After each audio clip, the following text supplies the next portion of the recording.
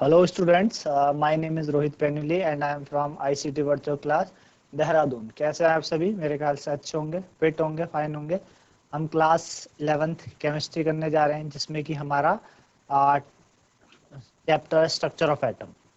उसके अंतर्गत हम क्या कर रहे थे बच्चों? हम क्वांटम नंबर हमने किए थे, चारों क्वांटम नंबर हम पढ़ चुके हैं, उनके बारे में समझ चुके हैं क्या उनका रोल है।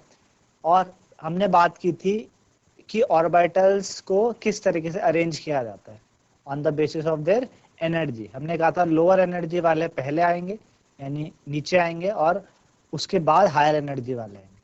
और हमने n+l रूल के माध्यम से समझा था कि कौन सा ऑर्बिटल कहाँ पे आएगा, कौन सा उसके बाद आएगा, है ना। ये n+l रूल काफी हमारे लिए महत्वपूर्ण है। क्यों? क्योंकि n+ रूल हमको जानना जरूरी है, तो ही हम क्या कर सकते हैं, किसी भी एलिमेंट की, किसी तत्व की इलेक्ट्रॉनिक कॉन्फ़िगरेशन यानी इलेक्ट्रॉनिक विन्यास हम उसका निकाल सकते हैं जब हमें एनर्जी के बारे में पता हो। क्योंकि एनर्जी के बारे में हम जानेंगे तो ही हमें पता चल पाएगा कि किस ऑर्बिटल्स को हम कौन सा प्लेस दे सकते हैं। इतना हमने किया था। आज हमें और चीज़ें करनी है ना, जैसे कि हुन्स रूल, ऑफर प्रिंसिपल। ठीक है ना, तो चलेंगे स्मार्ट बोर्ड की तरफ और इसको कंटिन्यू करते हैं।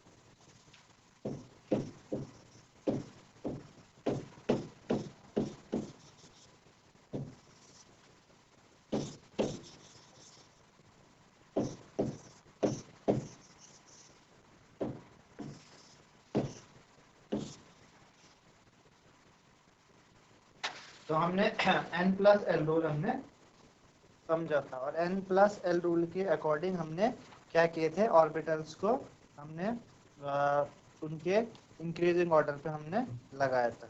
ठीक है ना, n+ के इंक्रीजिंग ऑर्डर पे हमने उनको लगाया था। ठीक है ना। तो n+l के रूल पे हम इस तरीके से बता सकते हैं किस तरीके से इनको अरेंज कर सकते हैं। हमारे पास इस तरीके से मैं लिखूं 1s 2s 3s 4s 5s 6s। ठीक है।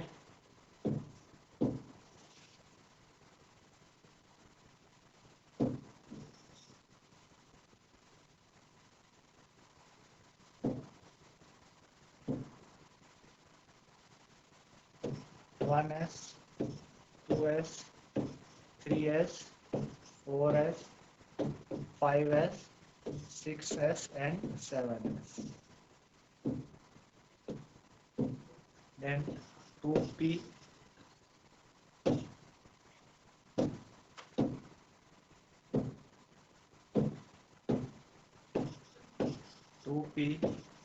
3p 4p 5p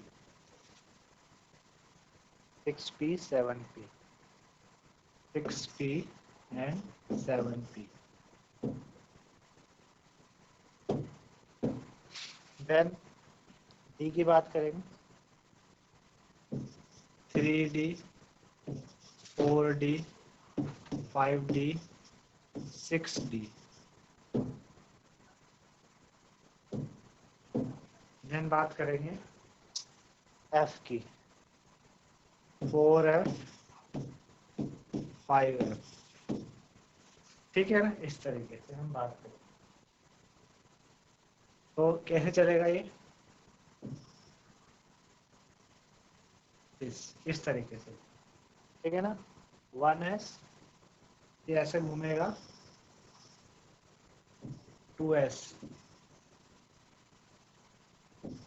ऐसे घूमेगा, 2p 3s ऐसे घूमेगा, 3p 4s ऐसे घूमेगा, 3d 4p 5s ऐसे घूमेगा, 4d 5p 6s ऐसे घूमेगा, 4f 5d 6p 7s इस तरीके से घूमेगा, 5f 6d 7p। ठीक है ना, इस तरीके से हमें क्या करना है, ये अरेंज करना है according to n+l rule. According to L plus N rule हमने अरेंज, ठीक है ना। इस तरीके से करने हैं। तो अगर हम यहाँ पे बनाए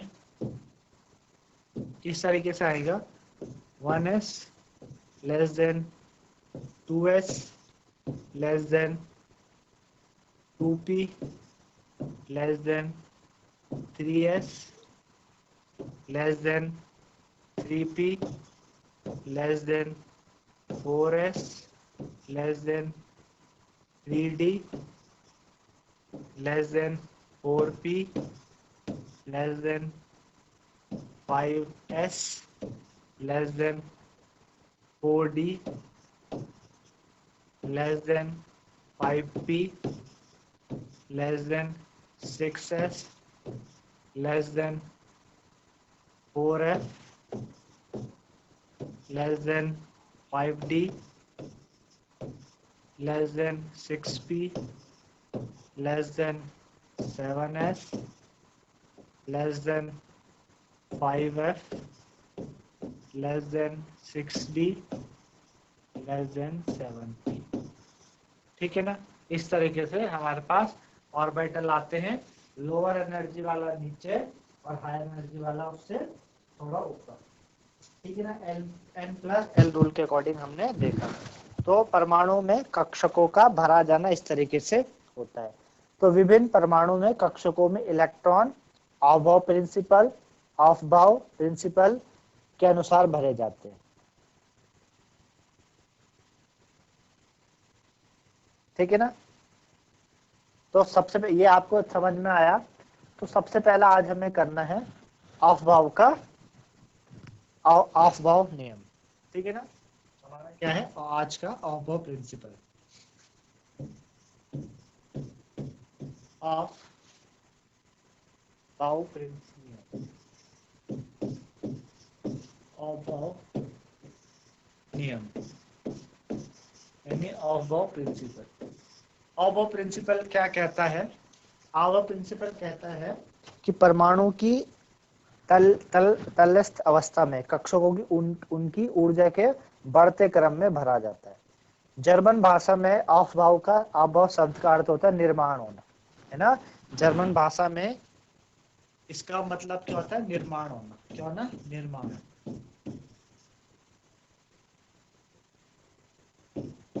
निर्माण होना, है ना।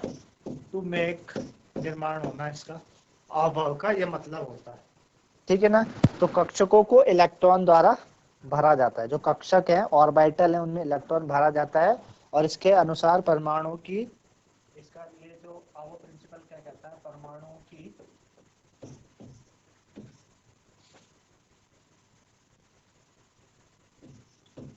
परमाणु की तलस्थ अवस्था में यानी ग्राउंड स्टेट में, तलस्थ अवस्था में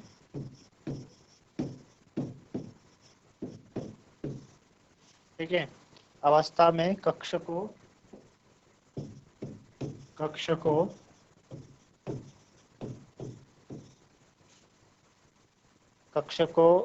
को उनकी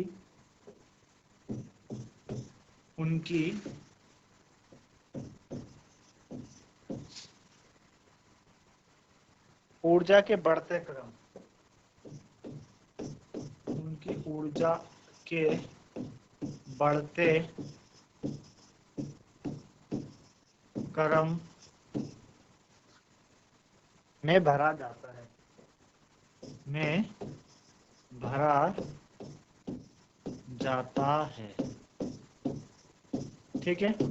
क्या करते हैं? परमाणु की तलस्थ अवस्था में कक्षकों की उनकी ऊर्जा के बढ़ते क्रम में भरा जाता है। उनकी ऊर्जा के बढ़ते क्रम में हम क्या करते हैं? इलेक्ट्रॉन फिल करते हैं, यानी electrons are filled in the ground state of atom as increasing order of their energy, ठीक है ना। ये क्या कहता है?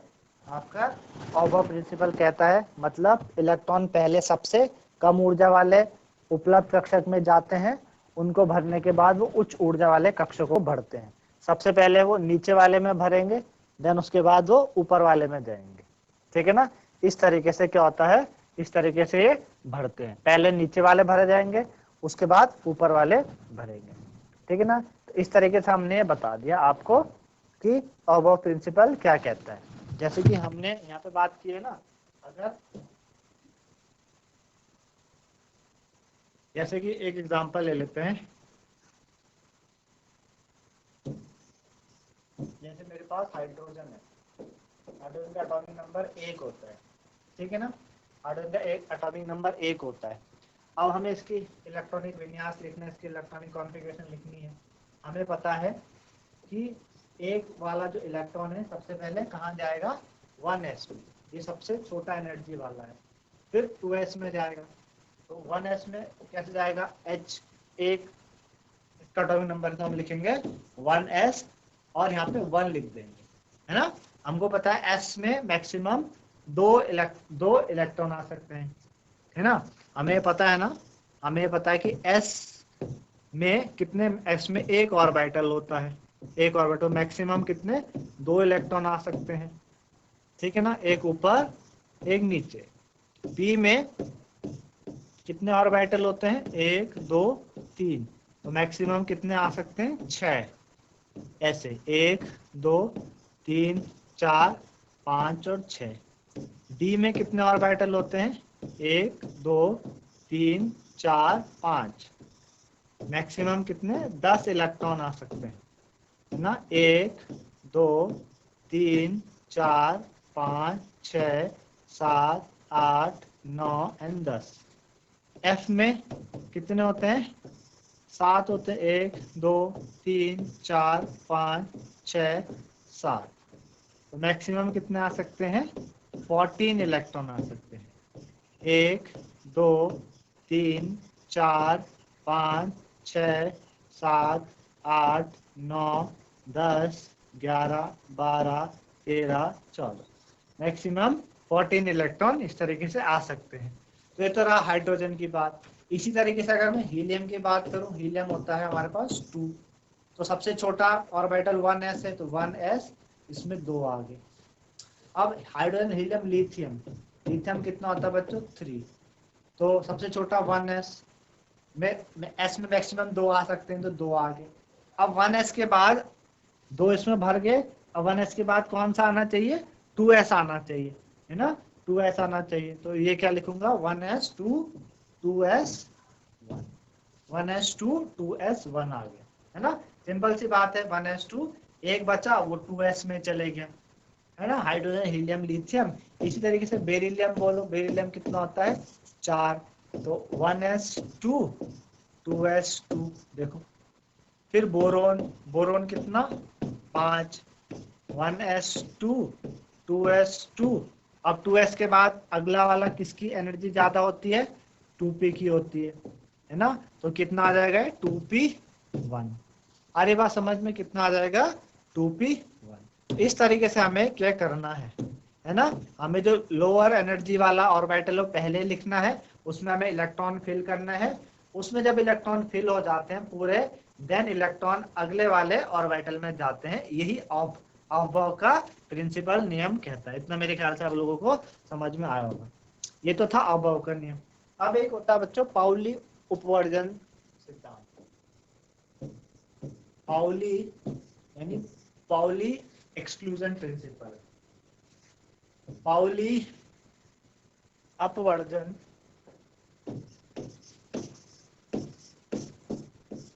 पाउली अपवर्जन सिद्धांत,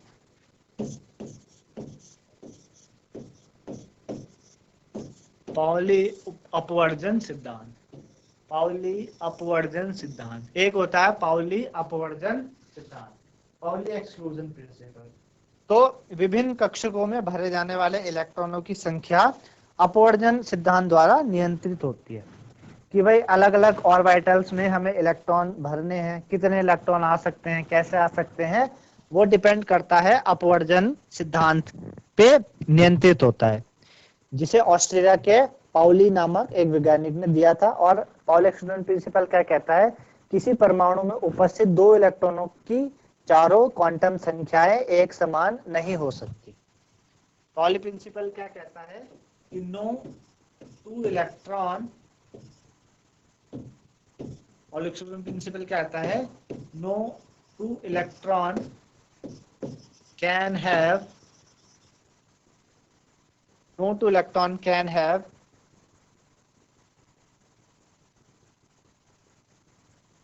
same all four, can no two electron can have same all four quantum number, all four quantum number। Poly exclusion principle ये कहता है, किसी पॉली एक्सक्लूजन प्रिंसिपल क्या कहता है, किसी परमाणु में उपस्थित,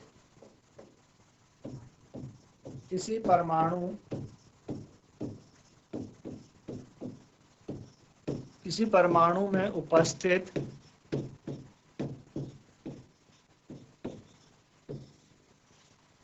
किसी परमाणु में उपस्थित दो इलेक्ट्रॉनों के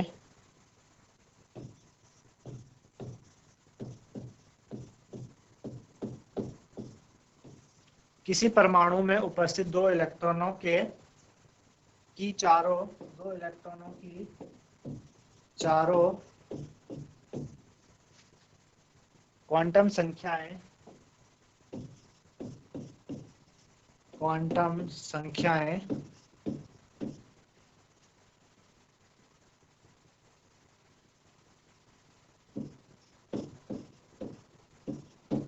संख्याएं एक समान नहीं हो सकती, एक समान नहीं हो सकती, एक समान नहीं हो सकती। ठीक है, एक समान नहीं हो सकती। ठीक है ना, क्या बोला, किसी परमाणु में उपस्थित दो इलेक्ट्रॉनों की चारों क्वांटम संख्याएं एक समान नहीं हो सकती, या no two electron can have same all same four quantum number. कैसे, मेरे पास है n1, मेरे पास क्या है n1 L0, m भी कितना होगा, 0 होगा। भाई अगर n1 है तो l की वैल्यू 0 होती है, l की अगर वैल्यू 0 है तो m की वैल्यू 0 होगी। s क्या होगा, 0 का मतलब s क्या है, 0 का मतलब क्या है, एक ऑर्बिटल होगा। m0 का मतलब एक ऑर्बिटल है, कौन सा, 1s वाला, उसमें एक इलेक्ट्रॉन ऊपर एक इलेक्ट्रॉन नीचे, यानी मैं बोल सकता हूँ एक वैल्यू प्लस हाफ और एक वैल्यू माइनस हाफ बोल सकता हूँ। यानी दो इलेक्ट्रॉन है ना, फर्स्ट इलेक्ट्रॉन, एक इलेक्ट्रॉन ये हो गया फर्स्ट, एक हो गया सेकंड इलेक्ट्रॉन, दो इलेक्ट्रॉन है। तो दो इलेक्ट्रॉन के लिए n, l, m और s की वैल्यू, एक इलेक्ट्रॉन के लिए 1 है, l 0 है, m 0 है, उसके लिए l प्लस हाफ है। एक इलेक्ट्रॉन के लिए 1 है, 0 है, 0 है, उसके लिए माइनस हाफ है। भाई दो इलेक्ट्रॉन है ना, भाई एक ऑर्बिटल में मैक्सिमम दो इलेक्ट्रॉन आ सकते हैं। हमारा कहने का क्या मतलब है, एक ऑर्बिटल में मैक्सिमम दो इलेक्ट्रॉन आ सकते हैं, एक प्लस हाफ वाला और एक माइनस हाफ वाला। ठीक है ना, एक प्लस हाफ माइनस हाफ। तो प्लस हाफ के लिए आपकी जो चारों क्वांटम संख्या है n1 है, इसके लिए l0 है, m0 और s हाफ है, इसके लिए n1 0 0। तो तीन क्वांटम संख्याएं तो सेम है, इन दोनों के लिए क्या है, इन दोनों के लिए तीन क्वांटम संख्याएं तो क्या है, दोनों के लिए तीन क्वांटम नंबर तो क्या है, सेम है। लेकिन जो फोर्थ वाला है, फोर्थ वो डिफरेंट है, फोर्थ क्या है, डिफरेंट है। यही तो किसने बोला, पाउली ने बोला। पाउली ने ये तो बोला किसी परमाणु में उपस्थित दो इलेक्ट्रॉनों की चारों क्वांटम संख्या एक समान नहीं हो सकती। कोई परमाणु में अगर दो इलेक्ट्रॉन मौजूद हैं तो उन दो इलेक्ट्रॉनों की चारों क्वांटम संख्याएं बराबर नहीं हो सकती। मतलब no two electron can have same all 4 quantum number. दो इलेक्ट्रॉनों में, दो इलेक्ट्रॉनों की चारों क्वांटम संख्या बराबर नहीं हो सकती, जैसे कि अब मैंने आपको दिखाया ये करके कि भाई नहीं हो सकती डिफरेंट। तो ये पाउली ने कहा था, है ना। तो इसके अनुसार पाउली क्या कहता है कि केवल दो इलेक्ट्रॉन एक कक्षक में रह सकते हैं। इन इलेक्ट्रॉनों का जो स्पिन है वो विपरीत होना चाहिए। इसी से क्या साबित हुआ, इससे ये साबित हुआ कि एक कक्षक में दो ही इलेक्ट्रॉन उपस्थित हो सकते हैं, और वो दो उपस्थित इलेक्ट्रॉन का जो आपका स्पिन होगा वो क्या होना चाहिए, विपरीत होना चाहिए। एक प्लस हाफ, एक ऊपर की तरफ, यहाँ पे स्पिन। ये इसको हमने क्या बोला था, एस को हमने बोला था स्पिन क्वांटम नंबर। एस को हमने बोला था ना स्पिन क्वांटम नंबर, यानी जो इलेक्ट्रॉन है, इलेक्ट्रॉन जो है वो न्यूक्लियस के अराउंड क्या कर रहा है, रिवॉल्व तो कर रहा, लेकिन साथ में अपनी एक्सिस में क्या करता है, रोटेट भी करता है। एक पहले जैसे आप देखते हैं लट्टू, लट्टू अपनी एक्सिस में क्या करता है, घूमते रहता है, घूमता रहता है। लट्टू अपनी एक्सिस में घूमता है, तो पहले वो नीचे को घूमेगा फिर ऊपर को, यानी क्लॉकवाइज घूमेगा प्लस हाफ, एंटी क्लॉकवाइज जाएगा माइनस हाफ। जैसे पृथ्वी सूर्य के अराउंड घूमती है ना, तो घूम रही है पूरी, रिवॉल्व कर रही है, जिससे क्या हो रहा है, मौसम चेंज, मौसम में परिवर्तन आता है, सीजन में परिवर्तन आता है। और जब रोटेट करती है अपनी एक्सिस में, रिवॉल्यूशन के साथ रोटेट भी करी तो दिन और रात बदल रहे हैं। तो इसी तरीके से स्पिन क्वांटम नंबर होता है कि इलेक्ट्रॉन रिवॉल्व करते साथ साथ रोटेट भी करता है, plus half minus half, anti clockwise clockwise. तो एक कक्षक में मैक्सिमम दो इलेक्ट्रॉन हो सकते हैं, और वो भी क्या होंगे, विपरीत दिशा में। तो ये पाउली का प्रिंसिपल था, ठीक है ना। ये पाउली का प्रिंसिपल था। तो इसका अर्थ है कि दो इलेक्ट्रॉनों की तीन क्वांटम संख्याएं एक समान हो सकती है, लेकिन जो चौथी क्वांटम संख्या भिन्न होगी।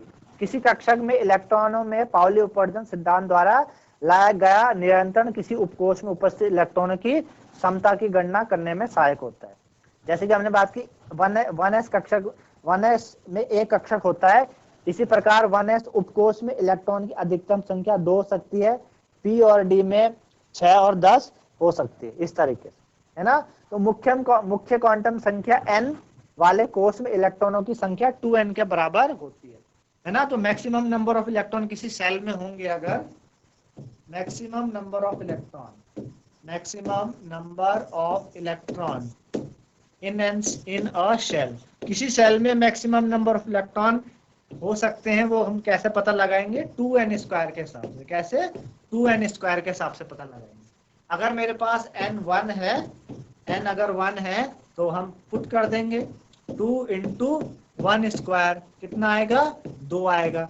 आप वेरीफाई कर सकते हो, n अगर 1 है तो देखो 2 इलेक्ट्रॉन आ रहे, ये देखो 2 इलेक्ट्रॉन आ रहे, है ना। इसी तरीके से अगर n 2 ले लिए, अगर n हम 2 ले लें, n अगर हम 2 ले लें तो कितना हो जाएगा, 2 इंटू 2 स्क्वायर, 2 इंटू 4 कितना हो जाएगा, 8, है ना। चेक कर लेते हैं, n2 लेंगे, l 0 और 1, m की वैल्यू 0 -1 0 और 1। एक ऑर्बिटल बनेगा यहाँ पर, इसमें कितने, 2 इलेक्ट्रॉन होते हैं। यहाँ पे कितने बनेंगे, 1 2 3 ऑर्बिटल बनेंगे, कितने, 6 इलेक्ट्रॉन होते हैं। टोटल करोगे कितने आएंगे, 8 इलेक्ट्रॉन, ठीक है। तो मैक्सिमम नंबर ऑफ इलेक्ट्रॉन किसी सेल में 2n स्क्वायर हो सकते हैं, जो कि मैंने आपको इस तरीके से करके दिखाया। तो इस तरीके से आपने देखा बच्चों, हमने बात की n+n रूल को लेके, किस तरीके से हम ऑर्बिटल्स को सेटअप करते हैं। ऑबो प्रिंसिपल हमने समझा।